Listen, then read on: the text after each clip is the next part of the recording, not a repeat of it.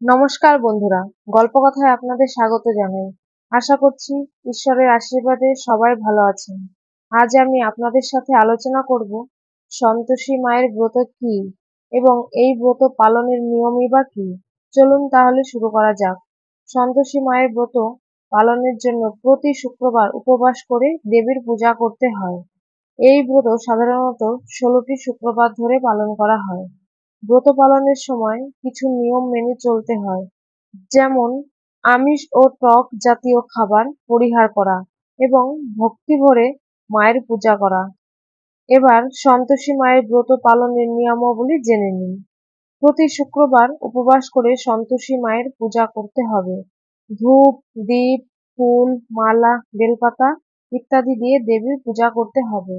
একটি পরিষ্কার স্থানে কাঠের আসনে দেবীর ঘট স্থাপন করে পূজা করা উচিত।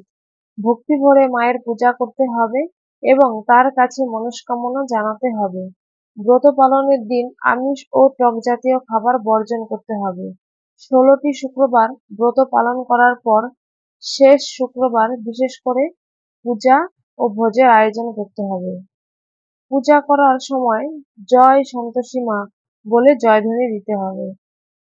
এই ছিল সন্তোষী মা ব্রত পালনের কাহিনী। আপনাদের কেমন লাগলো কমেন্ট করে জানাবেন। ভালো লাগলে একটা লাইক, শেয়ার এবং ফলো করে পাশে থাকবেন। সবাই ভালো থাকবেন, সুস্থ থাকবেন। দেখা হবে পরবর্তী ভিডিওতে। নমস্কার।